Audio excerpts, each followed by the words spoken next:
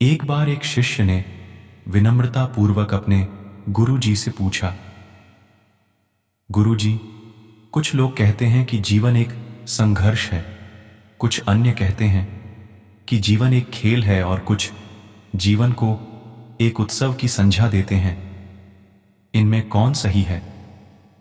गुरु जी ने तत्काल बड़े ही धैर्यपूर्वक उत्तर दिया, पुत्र, जिन्हें गुरु नहीं मिला उनके लिए जीवन एक संघर्ष है, जिन्हें गुरु मिल गया उनका जीवन एक खेल है, और जो लोग गुरु द्वारा बताए गए मार्ग पर चलने लगते हैं मात्र वे ही जीवन को एक उत्सव का नाम देने का साहस जुटा पाते हैं। यह उत्तर सुनने के बाद भी शिष्य पूरी तरह से संतुष्ट न था। गुरु जी को इसका आभास हो गया। वे कहने लगे, लो, तुम्हें इसी संदर्भ में एक कहानी सुनाता हूं।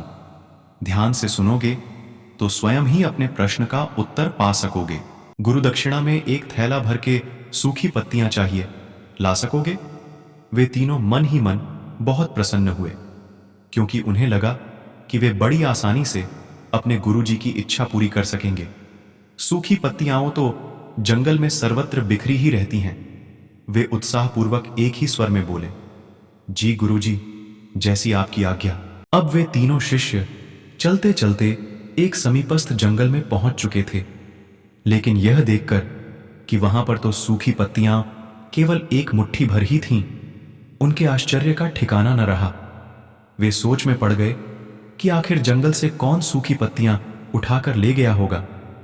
इतने में ही उन्हें दूर से आता हुआ कोई किसान दिखाई दिया। वे उसके पास पहुंचकर उससे विनम्रता पूर्वक याचना करने लगे कि वह उन्हें केवल एक थैला भर सूखी पत्तियां दे दे। अब उस किसान ने उनसे क्षमा याचना करते हुए उन्हें यह बताया कि वह उनकी मदद नहीं कर सकता, क्योंकि उसने सूखी पत्तियों का ईंधन के रूप में पहले ही उपयोग कर लिया था। अब वे तीनों पास में ही बसे एक गांव की ओर इस आशा से बढ़ने लगे थे कि हो सकता है वहां उस गांव में उनकी कोई सहायता कर सके। वहां पहुंचकर उन्होंने जब एक व्यापारी को देखा तो बड़ी उम्मीद से उससे एक थैला भर सूखी पत्तियां देने के लिए प्रार्थना करने लगे, लेकिन उन्हें फिर से एक बार निराशा ही हाथ आई, क्योंकि उस व्यापारी ने तो पहले ही कुछ पैसे कमाने के लिए सूखी पत्तियों के दोने बनाकर बेच दिए थे। लेकिन उस व्यापारी ने उदारता दिखाते हुए उन्हें एक बूढ़ी मां का पता बताया, जो सूखी पत्तियां एकत्रित किया करती थीं। पर भाग्य ने यहां पर भी उनका साथ नहीं दिया, क्योंकि वह बूढ़ी मां तो उन पत्तियों को अलग अलग करके कई प्रकार की औषधियां बनाया करती थीं। अब निराश होकर वे तीनों खाली हाथ ही गुरु को लौट गए। गुरु जी ने उन्हें देखते ही स्नेहपूर्वक पूछा, पुत्रो, ले आए गुरु दक्षिणा? तीनों ने सर झुका लिया। गुरु जी द्वारा दोबारा पूछे जाने पर उनमें से एक शिष्य कहने लगा, गुरुदेव, हम आपकी इच्छा पूरी नहीं कर पाए। हमने सोचा था कि सूखी पत्तियां तो जंगल में सर्वत्र बिखरी ही रहती होंगी, लेकिन बड़े ही आश्चर्य की बात है कि लोग उनका भी कितनी तरह से उपयोग करते हैं। गुरु जी फिर पहले ही की तरह मुस्कुराते हुए प्रेम पूर्वक बोले, निराश क्यों होते हो?